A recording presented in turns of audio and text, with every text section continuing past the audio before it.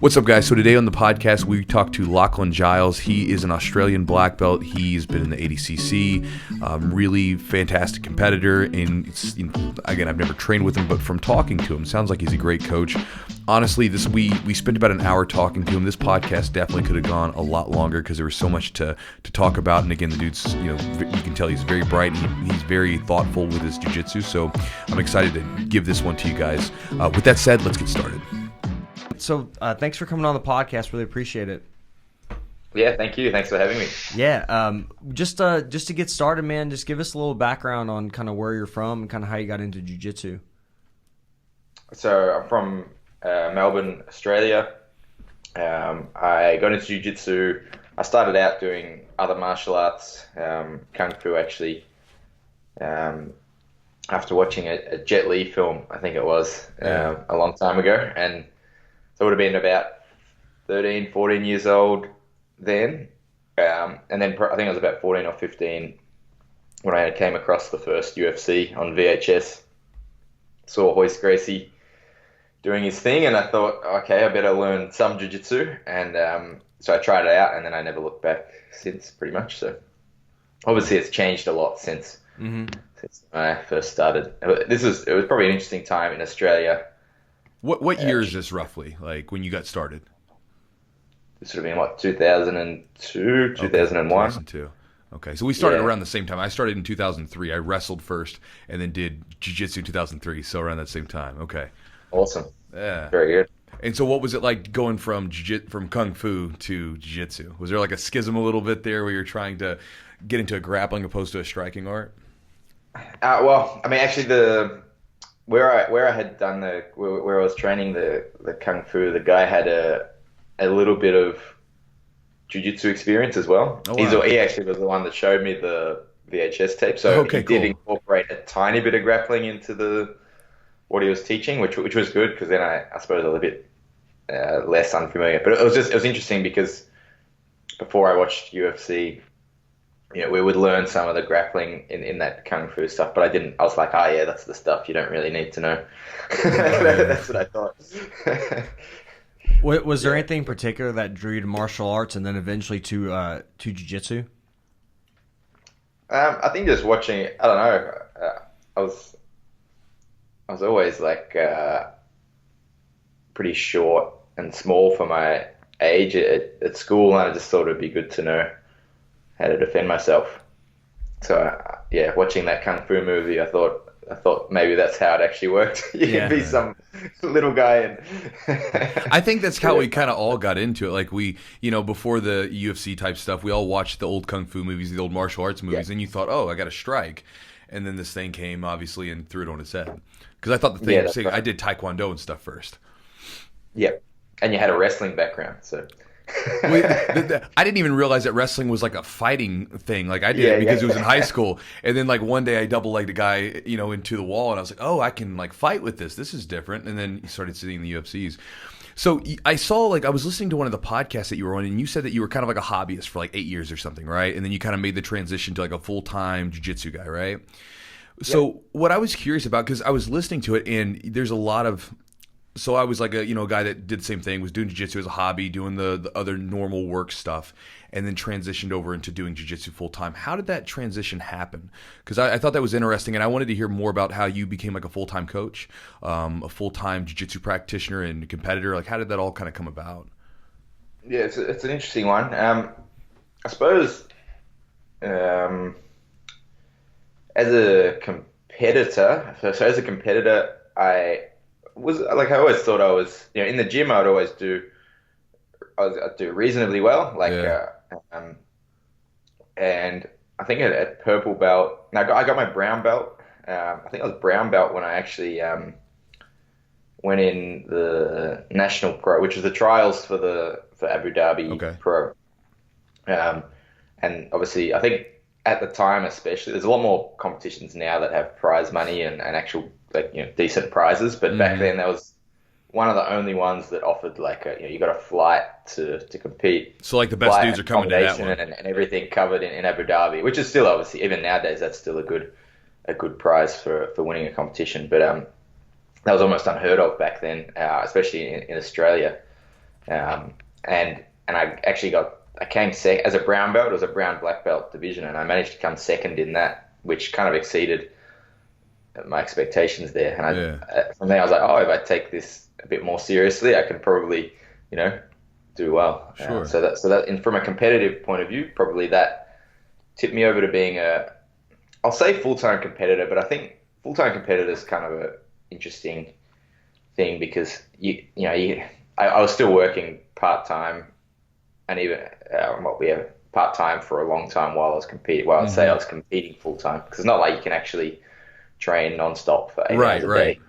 Unless you want to just destroy your body. Yeah, be done in about a year. Your body will be shot. Yeah. So I was working as a physiotherapist, and I kind of always saw myself as doing like a standard career, and maybe doing some jiu-jitsu. I like jiu-jitsu and I was into it, but I sort of thought maybe I could do some coaching, on the side. But I think just, I suppose, seeing some of my friends in jiu-jitsu that they opened up a school and that started to do really well. I suppose that opened my eyes to that you can actually make a career out of teaching jiu-jitsu, which seemed pretty enticing. And this is at the same time I was traveling, and Liv and I went to Brazil for 6 months to travel and train at Alliance in Brazil. Nice.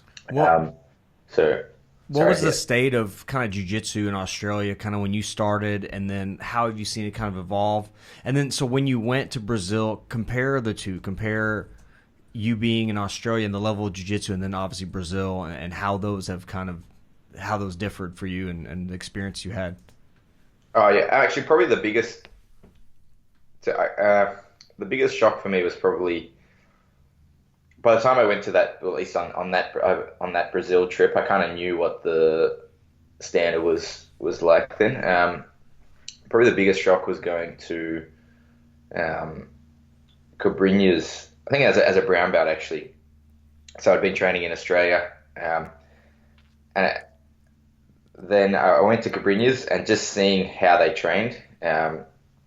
So this is obviously in Los Angeles, but they were drilling for like an hour and a half. Oh wow! Yeah. Before class started, there's people there drilling, and and then this is just for the lunchtime class, and then they'd come again and train at night. And for me, probably before that, I didn't realize that even training twice a day was a thing. Like I always thought jiu-jitsu was a thing that you did, once a day, maybe at nighttime class. Yeah, exactly. So to see that level of dedication to it, I was like, oh, okay, well, and when I was there, you'd roll. I was brown belt, but I'd roll with blue and purple belts, and I was like, oh, geez, these guys are, really, really, really good. Yeah. So I was like, okay, well, clearly whatever they're doing is working. I'm going to copy. Yeah. How did you modify your game after that? Like, what did you take back with you when you came back to Australia? I think, actually, to me, just like the drilling side of it was like actually just, sitting there, like having after that, I'd, call my jiu-jitsu friends, let's go in and we'll drill. I'd be happy if I came into class and spent an hour just like repping techniques. For me, that was like a good session. Whereas before, I probably would have never done. There's obviously some technical things that I learned when I was there. Like, I think that was actually the first time I was really exposed to someone or a whole team of people who could play spider guard. Like I'd never really dealt with a medium to high level spider guard before that. So for me, that was like frustrating. Yeah, really frustrating. Yeah. I was like, but I was also like, this is the best. Yeah. Like, I've just got to go back to Australia and play spider guard. And, that's awesome. Yeah. Yeah, when you were talking about the going down there and seeing the drilling, when I was a brown belt, kind of like you, was like I went to my coach now. His gym was in Tennessee, and they were pumping out like these Pan Am champions, and he placed in the worlds and stuff like that. And they're just a bunch of killers. And I remember going down there, and I was struggling to hang with some of the purples and stuff like that. Like some of these guys because they were always drilling. And I remember that was one of the big wake up calls to me. Is like, oh man, I've actually got to just really zone in on these techniques. So like before that, did you drill much at all? Like, or was it just like kind of like you do a couple techniques and roll?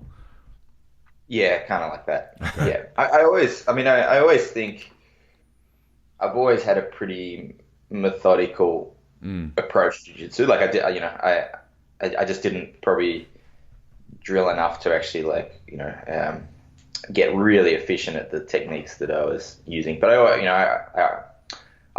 wasn't like I'll just show up and roll and hope I improve by roll. Like I still was thinking a lot about what makes a technique work and I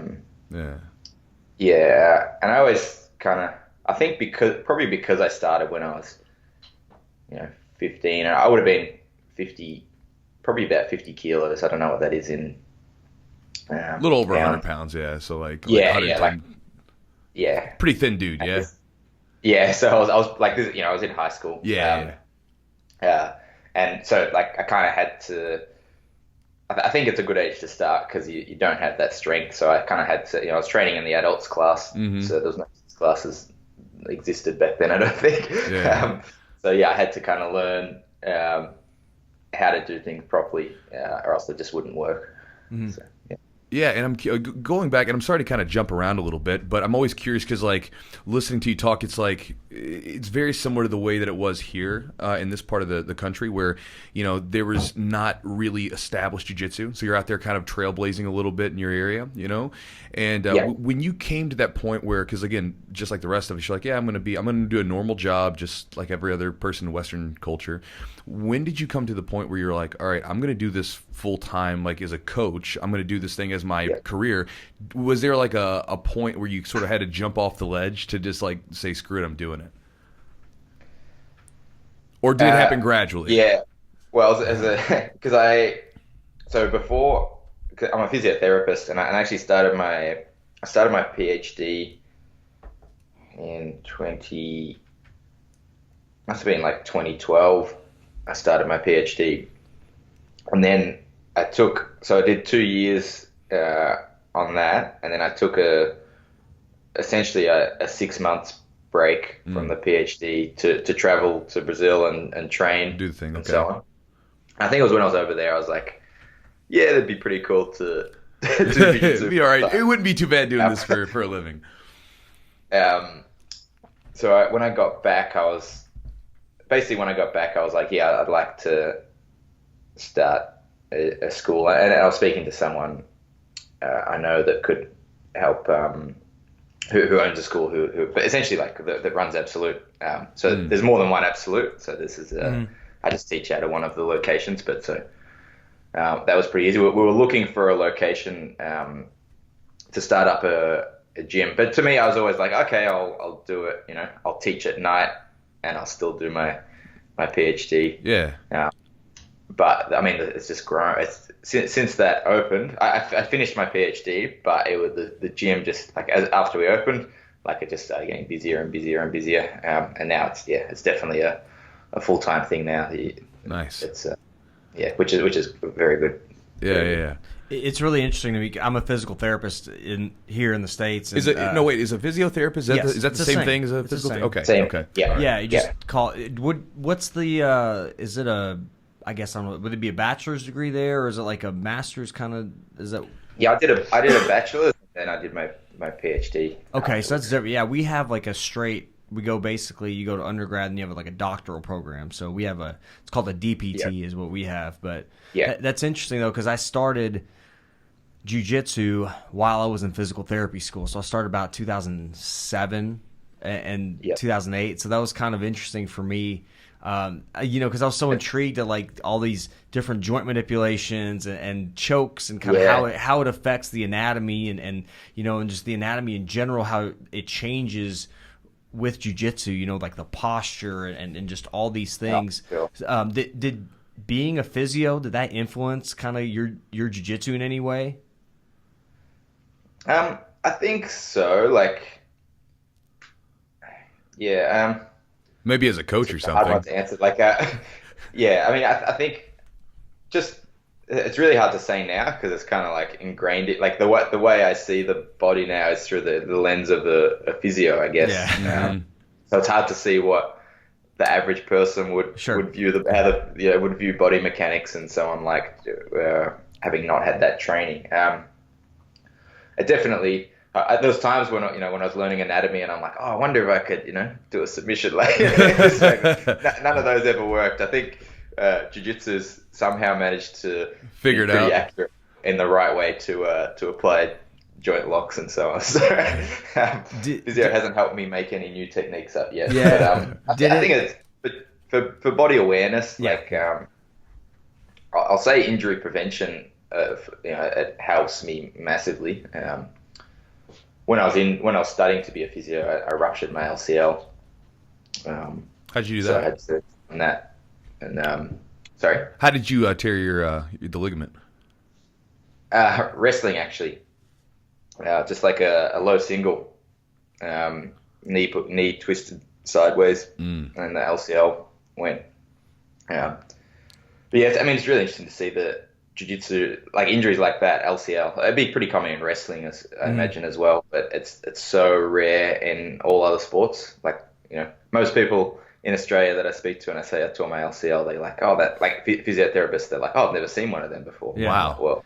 It's always like an ACL or something, right? Like one a week. Yeah. Oh, wow. Yeah, there's Tony Ferguson, I think, tore his LCL when he tripped, and he had that really bad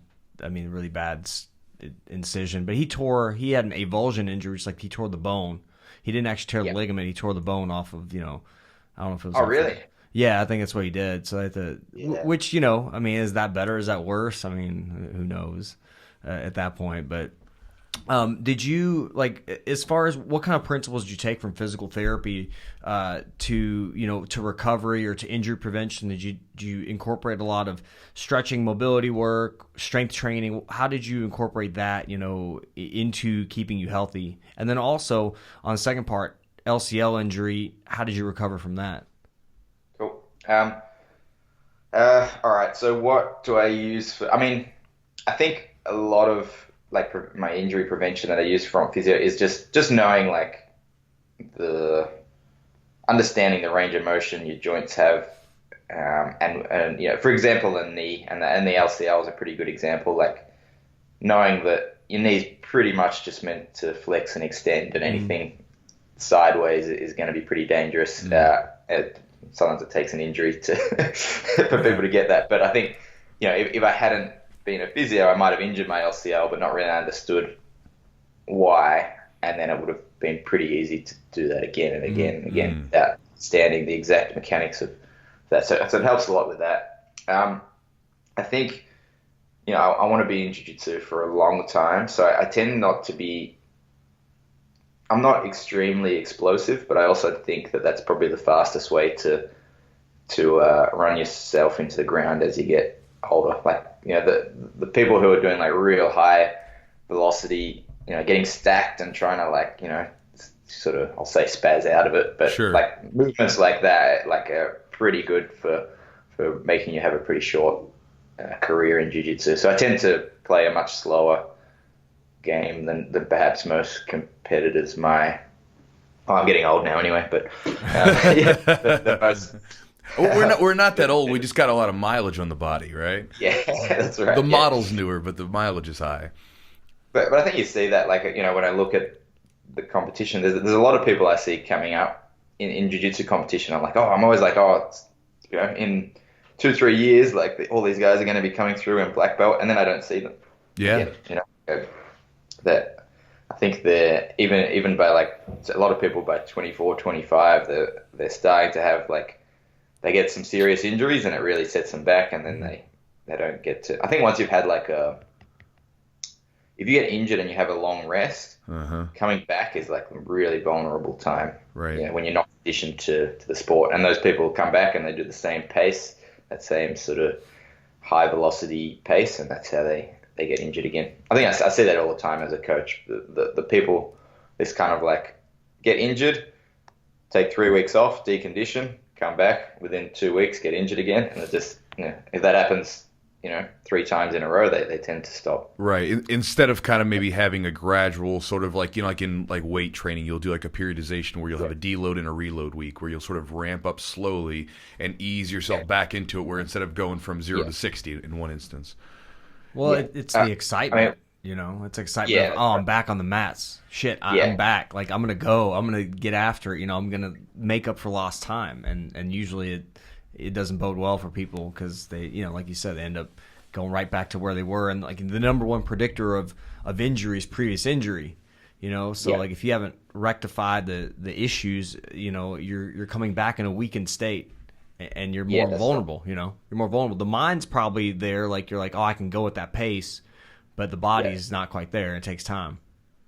Yeah, and I'd say like probably another thing which being a physio has helped with a lot is just I almost, when I get injured, I always try to do some training around it. Yeah. Smart. To keep myself conditioned to jiu-jitsu. Like you can injure your elbow, for example, and if you take 3 weeks off and then come back, then your whole body's like deconditioned. So anything can be ready to get injured. Whereas at least if you find something you can drill, or even an area you can do some light training with that doesn't put any pressure on your elbow, you can keep the rest of your body conditioned for jiu-jitsu, so you don't get injured. Yeah, so maybe working around the injury instead of working through it, right? Like, because a lot of times, because I listened to one of the podcasts that you were on, and you kind of talked about rest, which is in the importance of, you're like, yeah, I could, you were talking about, you're like, I train this much, but, I guess I could train more, but my body would probably break down at some point.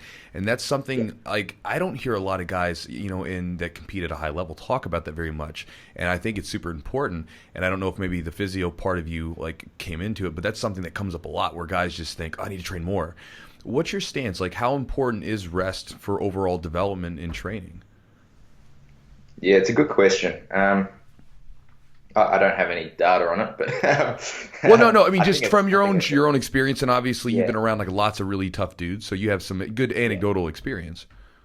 Yeah, I think. I think for like, I think it depends what your aim is. Like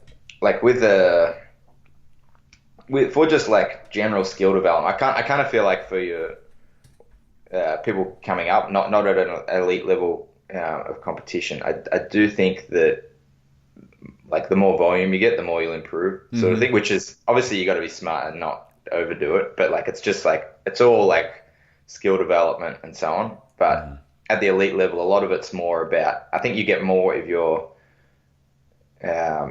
training really fresh. Yeah. It becomes a lot more about like your techniques. It's about the timing and being able to do them well, and therefore, like doing maybe half an hour's rolling a day, but doing that well compared to like the marathon 2-hour sessions that you see at some gyms. Like if you're rolling for 2 hours straight, it can't be at like a proper intensity that would be it's like more mental. Close to it's more of a mental thing than it is actually like being able to really develop the capacity.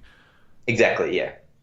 But I think like when it comes to timing and so on, like you want that fresh. You want to feel fresh. You want to feel good when you're working your timing. If you're fatigued and sore and tired, and you're trying to work moves that involve a lot of timing, you're going to miss that. And I don't know if there's probably for your brain as well is probably not going to process the information nearly as well. Yeah, and not just the physical like performance, but your ability to learn.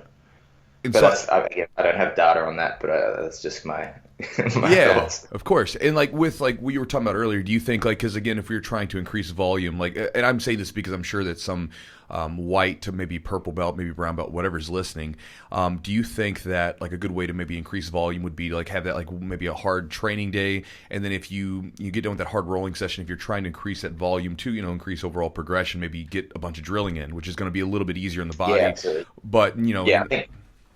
No, go ahead. If you look at guys like, I can think of a few examples, but I'll use Craig as an example. He used to roll so light. Like when I first trained with Craig, he would, Craig Jones that is, he would roll at what I'd say is about 20-30% of his effort. I was a black belt and he was a purple belt, and I rolled him. I'm like, man, like, he was going at that pace, and obviously I was beating him, especially when he was going at that. And I'm like, man, you need to put some more, more effort into it. You're rolling with, I guess because you're rolling with someone who can beat you, you need to put a bit more force into it. But actually, that the fact that he was training like that pretty much all the time meant he could get massive amount of volume, and his technically he was very, very good, and also almost had no toll on his body. So I think he could have trained like that for, I don't know how much he was doing, but he could probably get a good 4 to 5 hours a day. Wow. Doing that sort of level of intensity training, which that's the best way to get volume, especially when you first start. You don't need to go like crazy hard. Actually, I think he still kind of rolls. He sort of rolls like that now, but just so he can make it a challenge for everyone because he's so good now. Give him a chance to catch up. But yeah, I think that's better for like, the hard, like going real hard sessions ideally should just be to recognize either for fitness or like in prep or in lead up to a competition, so that you got like your timing and everything is spot on. Or to recognize what's not working so you can fix that. I think that's really interesting to hear too, because like when because competition and things like that, and when people watch training videos, they're always like so hard, right? And I think that's probably kind of enlightening for some people to hear, because they probably think, oh man, if you want to be good, you just beat the living tar out of your body every single day. That's the only way to get good. And to hear like, oh yeah, Craig Jones, who's a monster, yourself, who's really good, like, oh, you don't have to destroy your body every single day. It's about keeping that body healthy so you can train consistently for a longer period of time, right? Exactly. Yeah. I see jiu-jitsu. It's a lot of it is the long game, like if you can hang around, if you can be training, if you can get 10 years in, or like 10 years of good training in, like at the 10-year mark, you're going to be pretty good, like quite. So I suppose like I always try to structure my training for like, okay, what's going to make the biggest difference in the next 2 years, for example, or 3 years time, like if I'm working this or that. If that makes sense. Yeah, it does. Are you so leading up to a tournament? How much how far out do you start? Maybe more vigorous, more high-paced training, or harder rolls? Like, what do you like to do, leading up to like an ADCC or whatever tournament you have, big competition? I think 6 to 8 weeks is good. I think 6 to 8 weeks is enough to get what you need out of that. Obviously, like I think fitness is a massive component as well, and that's where I think you kind of have to just push yourself pretty hard. But it's always hard because like with that ramp up as well, you don't want to get injured. So especially if you're not training like that year round, and suddenly you increase it in the lead up, it is a bit risky there too. So I think like I would generally go for more intense but less long sessions. You might just have you might do 3 hard rolls for the day, and that's it. Not trying to keep going for 2 hours sort of thing. I kind of think that 2 hour long training at high intensity doesn't really benefit much for jiu-jitsu competition. Well, it's like a sprint. At some point, the intensity has to drop because the volume is just too much. Right? I mean, you can't train. I mean, because as well as I do, you can go in and roll for 2 hours straight. You feel fine, right? You're like, oh, that was a good workout. And then you go to a tournament and you have just an absolute slogging match with a guy for like 10 minutes, and you're walking off, your forearms are curled over, and you can barely breathe, right? So, you can dump way more energy into that, those 3 rounds than you would, say in a 2 hour session. Yeah. Now you were talking about fitness. What do you do? I know you said you don't really lift weights much, but do you do anything for your fitness or anything outside of jiu-jitsu, or do you just like roll more, or what do you do? Yeah, I just do jiu-jitsu. I dig. Yeah, it's cool. maybe that's part laziness, but I don't know. If I can remember back to when I was like, I think when I was a purple belt before one of the competitions I was doing, I was like, okay, I'm gonna get really fit for this, and I did like hill sprints, like I was doing like, at least to me, I thought that was a smart thing to do at the time. Yeah. And, but then when it came to the competition, I was gassed within like 2 minutes. Whereas now, even if I don't even feel like I've done a great physical preparation, but I go in a competition, I find I'll be better. And I think that's just like efficiency of movement. I think someone was telling me GSP was talking about this, like you don't necessarily get fitter, you just get more efficient. Sure. Yeah. I think there's some truth to that, definitely. Yeah.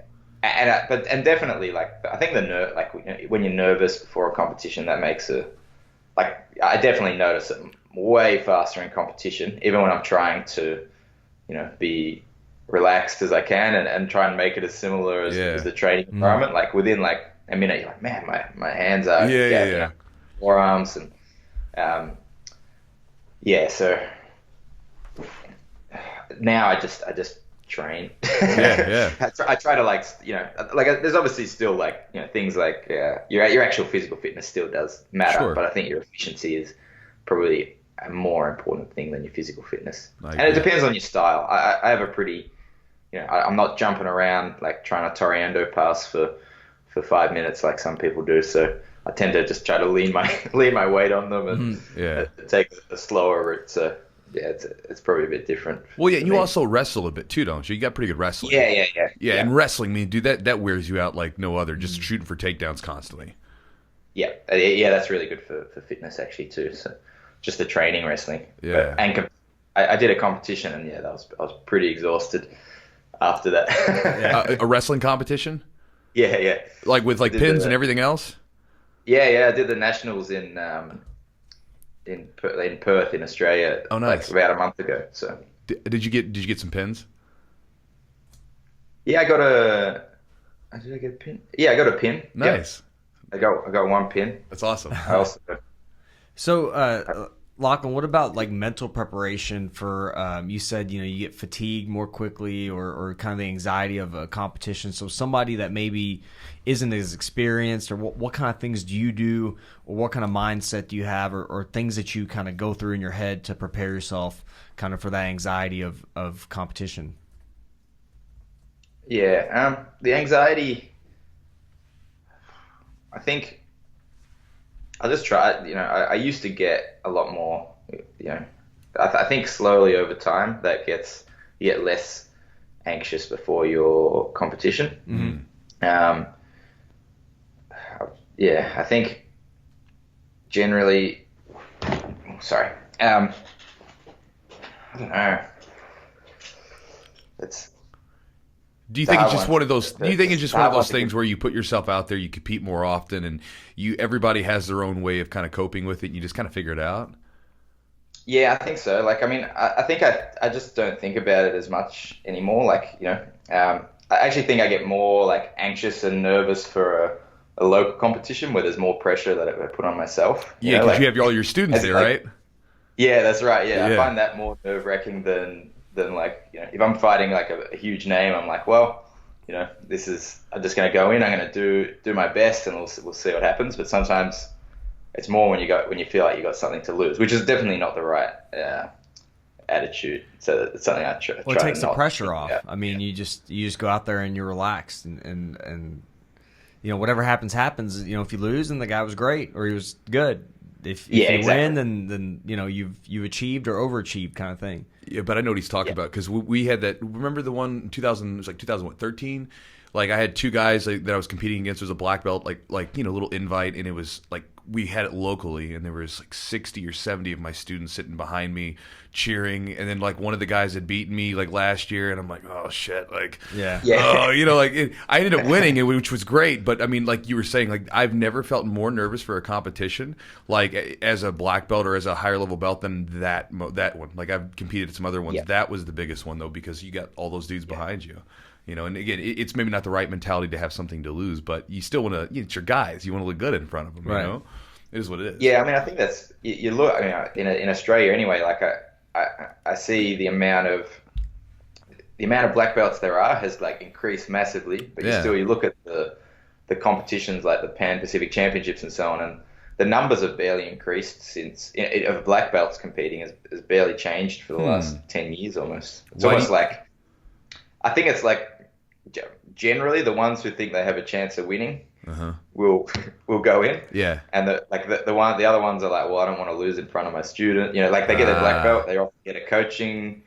There's obviously not for not everyone, but I do think there's like you see a lot of people compete up to brown belt, they get their black belt, and then they tend to stop, which is a shame. It is a shame, and I've seen the same thing. I remember a guy came up to me, a black belt. I was a brown belt at the time, and we competed. He was a black belt, and after we were done, I had beaten him on by some points or whatever. And he said, "Man, whenever you get to black belt, don't stop competing. It doesn't matter if you win or lose. Get out and compete." Yeah. And I mean, you as a competitor, like, I think about this podcast for anybody listening that's going to make their way to black belt. Like, you've won and lost matches. Right, no big deal. Yeah. Every competitor knows that they're going to win and lose some matches. How do you what would you say to someone? Because again, as we both know, your students are not going to look at that in a negative light. They're going to be like, my coach is out doing the damn thing.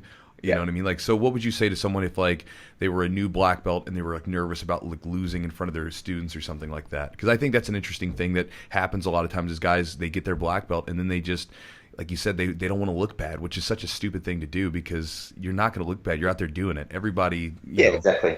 Yeah, you're setting a good example for your win or lose. You're setting a good example for your students. Yeah. No,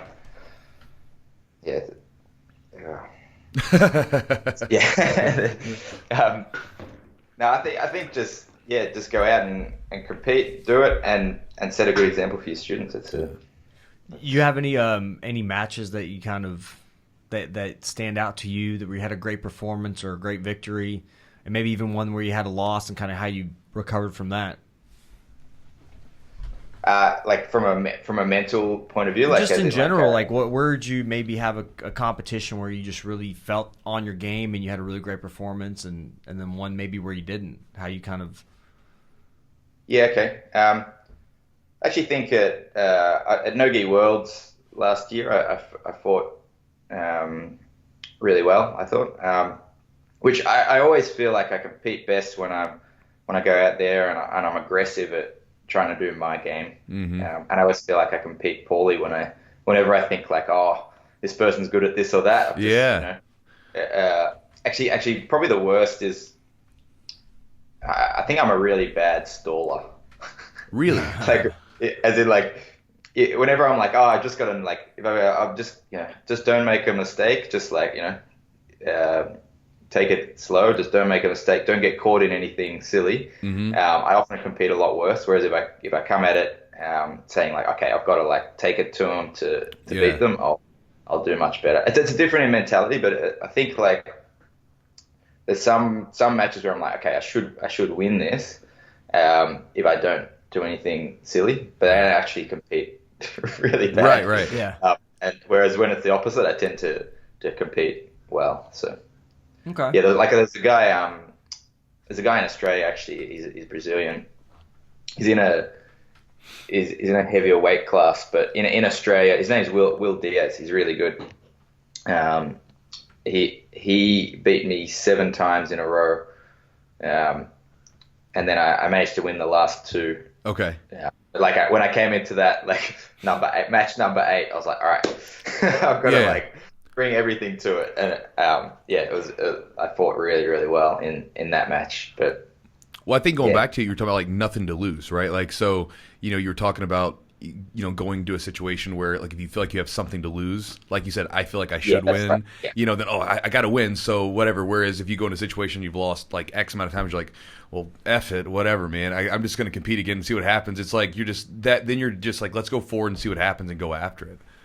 Yeah, that's right. Yeah, and it's like I think like I read Dan Gable's book recently, just because I heard his mindset was really amazing, and it was really interesting for him to hear him say like the one match he lost, he was thinking about what his opponent was going to do. Yeah. That was like the one time he did that. He's like, I never thought about what my opponent was going to do. I was like, that's really interesting. Yeah, and I think the same thing. I kind of came into this weird thing where, and I'll get to the question, but like my first 3 black belt matches, I would go in there and I would try to like, I was nervous. I was a black belt, right? There was no black belts in this area, and so I'm competing. and I would get swept, and they would be up on points. And then I would have to like stop thinking and just go, and I would end up rallying back and winning the match because I wasn't thinking. And then on the matches where I scored first, and I was like, all right, I'm going to hang out here. I would end up losing the match. It's like shit, because I'm not thinking about that go attack mentality. So now, like when I watch, like when I get ready for tournaments, I typically don't scout people out very much because like I don't really. I'll watch a match, but I don't want to like get into what they're doing too much. For you, when you're getting ready for a competition, if you know you've got a big match coming up against a guy, do you like really scout that person out to try to get a game plan, or do you just do like, look, I'm going out there to do my game, and that's what I'm here to do? I personally, very general game plan. Like I just look and go like, okay, they like, I think it's good to know. For example, I managed to get a win against. It's probably my first big win actually was against Edwin Najmi. Oh, it's a big win, yeah. And like if you're going against Edwin Najmi and you don't know that he likes flying triangles, you're going to be in for a bad day. That's a bad. It's something you don't want to miss. Like so a general thing like that, like just like okay, watch out for the flying triangle. To me, that was because he'd hit like I think he just won. He just got his black belt, so he just wrecked the brown belt worlds, flying triangling everyone. So, and I was like, these guys know that he's going to fly. Surely they know he's going to do it, right? But he was still doing it to them. So I was like, okay, I've got to be very, very careful not to get caught in that. So things like that. But I think going too much into it is not good. In an ideal world, I think you would want your training partners to do that for you. Mm-hmm. Like they would study your opponent and try to mimic some of the reactions that your opponent would do. Whereas you don't think about it at all. You just do your game, but you're having to deal with things that your potential opponent is going to be throwing at you. That would be ideal. That's really interesting. Yeah, I mean, sometimes for me personally, I don't know if I just sometimes looking at my opponent may mess with my head a little bit. So, but that's a great point. Just looking at their tendencies, like that they like to do this particular thing. Just watch out for that, but continue to play your game and do your thing. Which, I think it's a great way to think about it. You'll see a bit of both, and I don't know what I think maybe it depends on the individual. Like a lot of the people, we had Lucas Lepre down for a seminar, and I think he said he never watches, his opponent's tape. Just does his thing, and he does really well. Mm-hmm. But then you look at I know like Keenan and Craig are fighting again soon. But like they had a role in Singapore a few months before they fought in Adcc in the semi-final. Mm-hmm. And like Keenan had that role on video, and I know like as soon as he knew he was going to be facing Craig, like Keenan went home and studied that footage, and like he came in like completely different to how the role was the flow of the role was going in Singapore. So like he game planned really well off that like analyzing the footage there. So I think it can work either way, but it probably depends on the person. Someone like Keenan who's very analytical like that, cerebral guy, can probably do that, whereas some people it might mess them up. He's kind of diverse too. He kind of does a lot of things. He plays a lot of different, a lot of different types of guard and things like that. So I think he's got options where some people have more of a one style where they play. I think that's, I suppose as well, like that's analyzing your own performance against someone too. Like if I had to rematch someone that I'd fought before, I would probably study my previous match just to see where things that I usually do, which things I usually do were and weren't working, and what I need to adapt from that. I think that's different to watching a highlight reel. Yeah. Just getting yourself spooked out because you're watching this guy kill everyone. That's a good point. I've definitely done that. I've done that before. Sometimes because anytime someone wins, they look amazing. Like you could get like someone who's not a high level competitor, but you watch their match, you're like, oh, they're doing all, look like a monster. It looks amazing. Like, so it is tricky. Yeah. It's easy to fall for that thinking, psyching yourself out of it, I guess. When did you is there a time when you kind of integrated the leg lock game into your repertoire? Was that always a part of your game, or is that something that kind of came along later on for you? It was like when I first started, I always did play with leg locks a little bit, but it was never, there was no system. That was just like, you try to grab the heel and twist it, sort of thing. Yeah. I think probably for Adcc trials, this would have been maybe 9 years ago.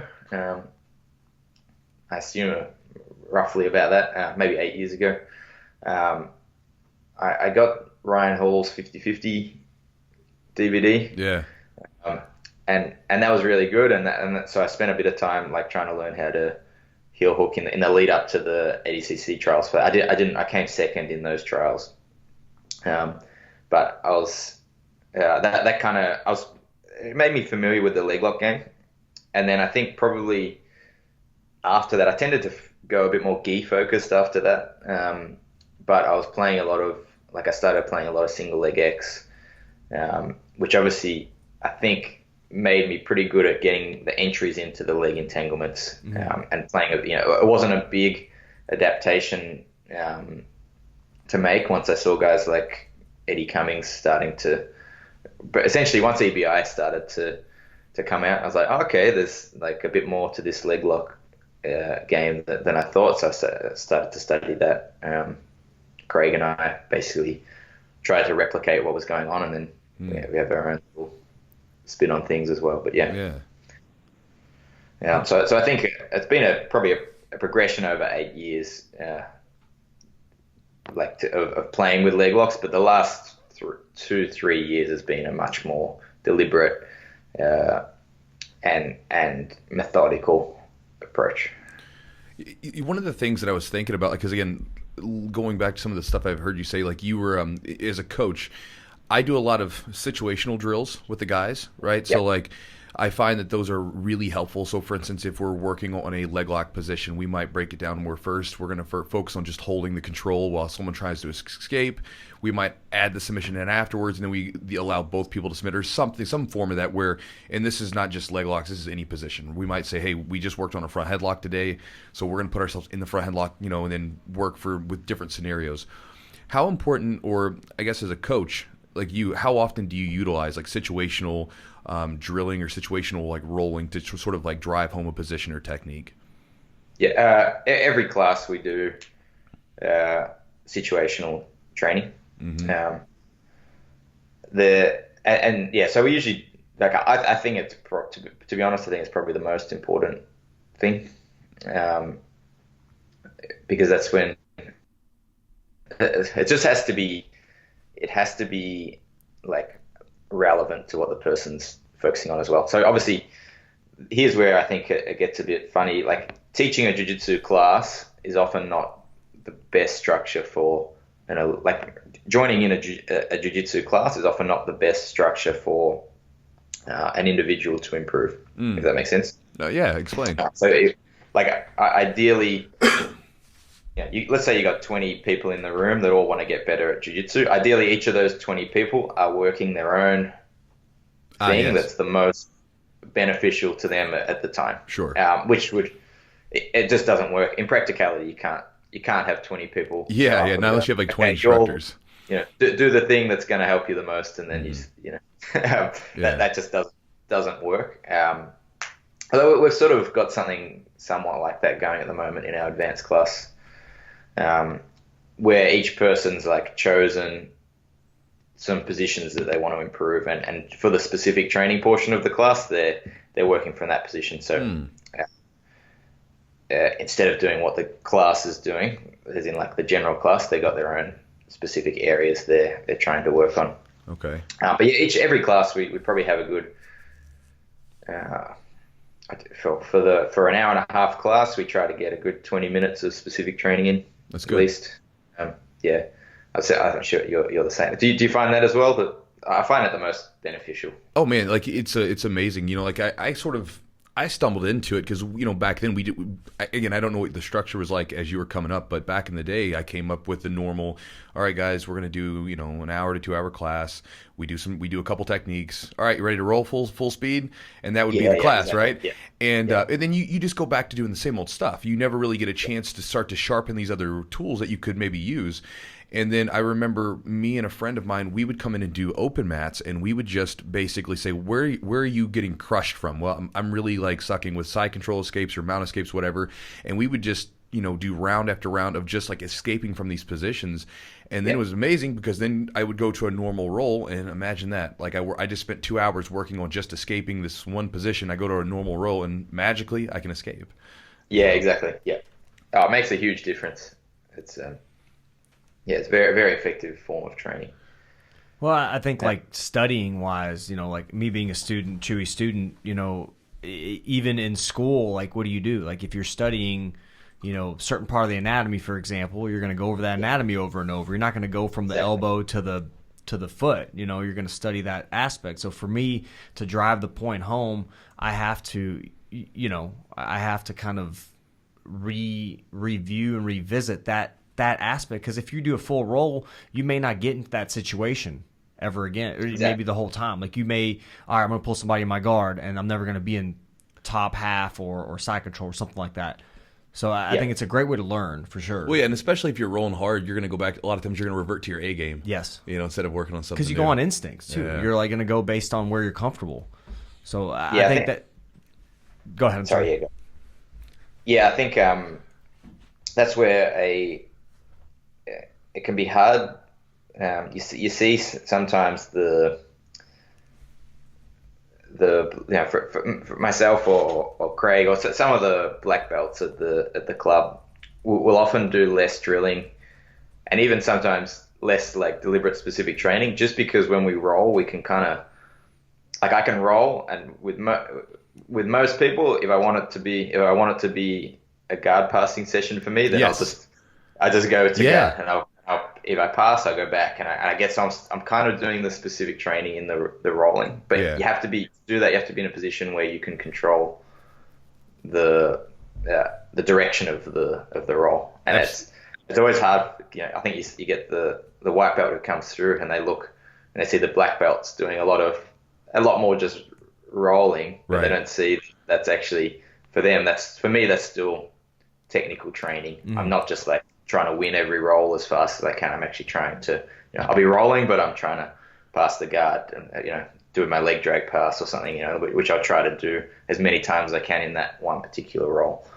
So it's hard sometimes, and you got to kind of go back and say, hey, actually, no, you got to, because you can't force the roll to the position you need to work at the moment. Like you just have to, like grab a partner and start from there and put the boundaries there, where once we're out of that position, we just go back and we try again until you get good at the technique. Nice. Yeah, I call that like active drilling, where you basically, you drill a technique and you do it with no resistance. Once you have that buffer of skill above someone where you can just kind of do whatever you want to, you can say, well, today this is my objective on this person, and now you have like an actively resisting, partner, but they're not going to be able to necessarily stop it. But so you have to balance coaching and competing, which again, a lot of competitors aren't, not always, but they don't necessarily always have to focus on the coaching aspect of it, which they may be evenly, but do you find that you like one a little bit more than the other, or is it just kind of like depends on the mood? I don't know if I love the actual, like, I don't know if I love competing as in like, I'm usually not sitting there before a match like, oh, this is the best. Usually, yeah.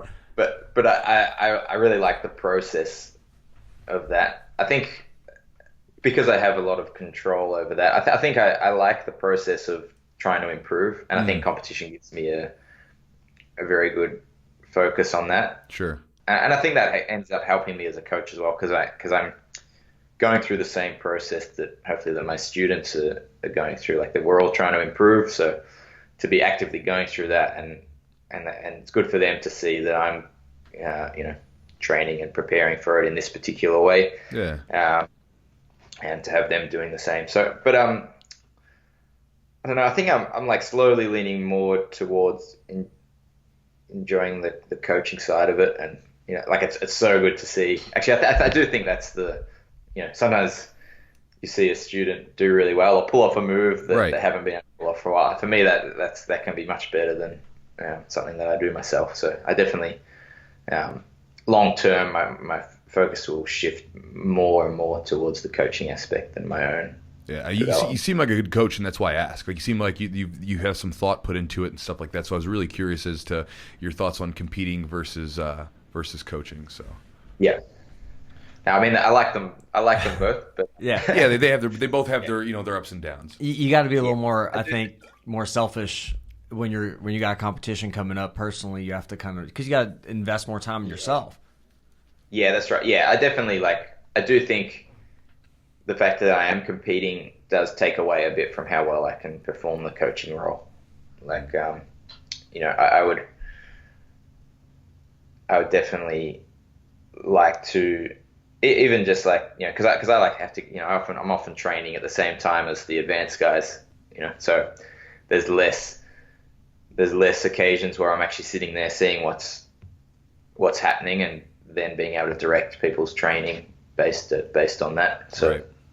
I actually think that's what you look at the success of Henzo's and even guys like Lloyd Irvin and so on, like having having someone, I think, who's just sitting there watching the training and telling people, what they need to do. I don't even think it has to be necessarily technical advice. Like, you don't have to be sitting there like, oh, you didn't put your arm here, that didn't work. But just saying like, hey, you from that position, your success rate's, not good. Like, go back there, work with that partner, fix that mistake. Having someone overseeing it as opposed to sort of self-directed learning, which is really how it's done at the moment. At the moment, it's all kind of the advanced guys. What they're working on is very self-directed in throughout the jiu-jitsu world. That is sure. Well, and even like having to do that, like where you have to. For you, like, you if you're controlling the class, then you don't maybe you get a little tired and you don't have someone saying, "Hey, Lachlan, you got to do another round." You're like, oh, exactly. Shit. You're like, I'm tired. Class is over. We're done. Yeah. There's definitely a bit of that. So do you structure like classes as far as at your school, gi versus no gi? Like, how much of a split do you have there? And popularity wise, what do you see trending in Australia? We've always had 50-50 split, but we actually just put some more no-gi classes on. It's been no-gi's been more popular recently. Our classes are sometimes double the size of the gi classes, which is interesting. To be honest, I think it might have something to do with we have an intro class, which is basically aimed for people like the first 8 weeks of jiu-jitsu, just to give people a general overview. That's fantastic. And that intro class. Sorry? I said it's fantastic that you have that. It's good. Yeah, I mean, it's definitely good, because otherwise people get thrown in the deep end a little bit. Yeah. But that class is no gi, just because when people first start, they don't own a gi and they might not want to buy a gi. So I think that might actually be one of the reasons why we're... But that said, I mean, to be honest, I think most people actually, when they start jiu-jitsu, they usually aren't thinking like, oh, I'd love to train in a gi. I think they put it on because that's how the class is run. And then you learn to... I really like the gi. I like the gi just as much as I like no gi. In fact, I probably like... my favorite rule set at the moment is probably no gi, because you got all the leg locks and so on as well. But after that, I like gi. And then after that, no gi without leg locks is probably less fun than training in the gi, I think, for sure. Yeah, so agree. Yeah, I think the limiting, but also I think a lot of these competitions like the EBI and all these big shows, a lot of them are no gi. So you see that's the popularity. You see a lot of these big guys, like Craig Jones, or Gordon Ryan. Those guys are winning stuff, and it's been no gi primarily. And I think there's a pace. Obviously there's a faster pace to no gi. There's less less holding kind of, and I think the other part is the leg locks. And there's so much leeway in the type of positions you can get into in no gi, which I think makes it a little more fast paced, sometimes a little more exciting for people. Yeah, I think we talked about sort of there's a point where I was mostly training. There's a point in my jiu-jitsu where I was probably doing maximum one no-gi class a week, and I think if you had asked me then, I would have been like, oh, no-gi, like it's not. I would have said like no-gis. There could be a big technical difference, but it still ends up being a close match because it's hard to get anything to work. But I think actually I think I hadn't developed the subtlety of the grips that are required for no-gi. So there's some.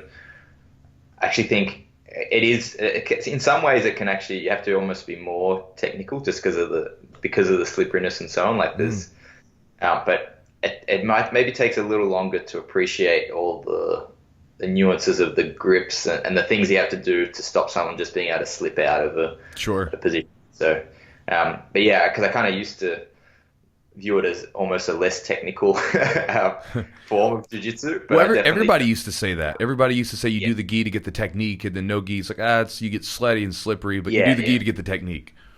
Yeah, but it's definitely not like I love the technical side of no gi. Yeah, I think it's different. That's a really great point because, I mean, you do have to be so much tighter. You have to be so much more technical. You have to pay attention to grips so much more. It can't be lax with things. Positions have to be tighter, and because there's just easier to escape. It's easier to move around, to shift, to especially when the sweat comes in the mix.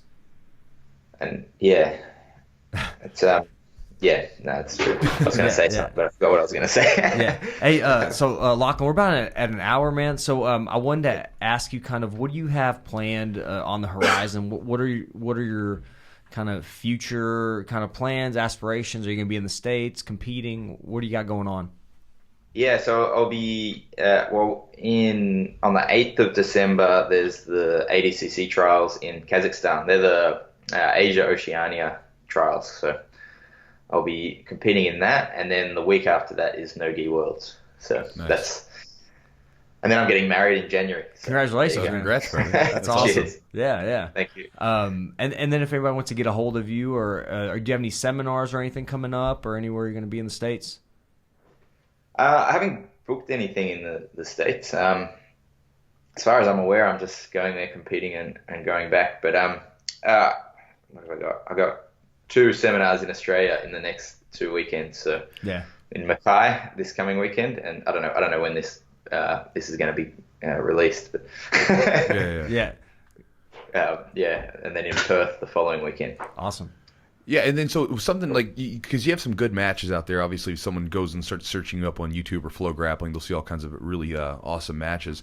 And you were talking about that you learned a lot from, say, things like Ryan Hall's 50/50 DVD and things like that.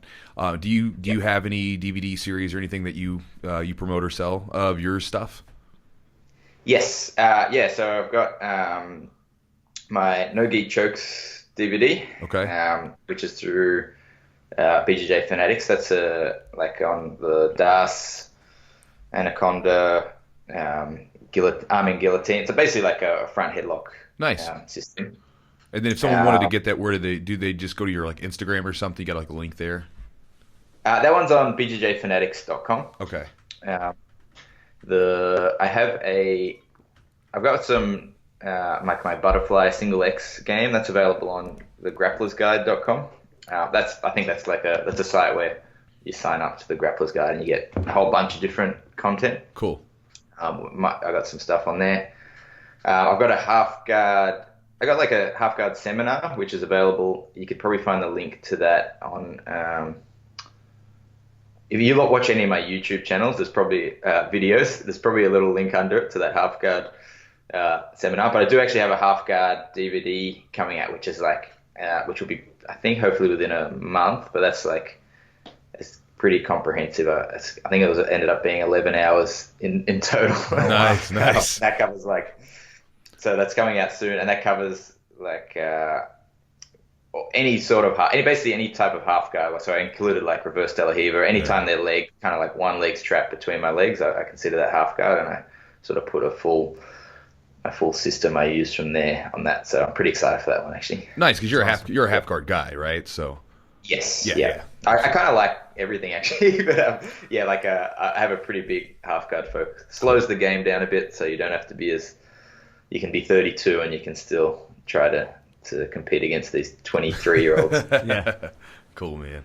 Awesome, man. Well, thank you so much. Appreciate you coming on the podcast. Hopefully we'll see you around if you're in the States. Hopefully we'll be able to catch up with you sometime. Yeah, thanks so much. Thanks for having me on. Look forward. So where are you guys based out of? Where's the Kentucky. which part of the state? Kentucky. Louisville, Kentucky. Where we do daylight savings time out here. Yeah. That's where we do it. Yeah. Wait. No. Do you know anything about Kentucky? No, nothing. Okay. Usually, anybody if they hear Kentucky, they think, oh, like Kentucky Fried Chicken or something like that, or horses. I was going to say that, but I thought maybe I shouldn't. That's all right. It's all right. And people think we're a bunch of rednecks out here, but yeah. So we're on the East Coast. I don't know. Is there anything else kind of around us? No, I mean Kentucky Derby. That's probably about it. Louisville's a nice city. The rest of Kentucky kind of like. Don't say that. People get mad at you. Well, we don't have to put this part on. We're done. We're finished. No, this is behind the scenes, man. You're walking around. Yeah. Putting this on. Thanks so much, Lachlan. We appreciate your time, brother. Yeah, thanks so much, guys. That was great. Have a go. Best of luck at the ACC. Yeah, thank you very much. Take care, brother. All right. See you guys. Have a good one.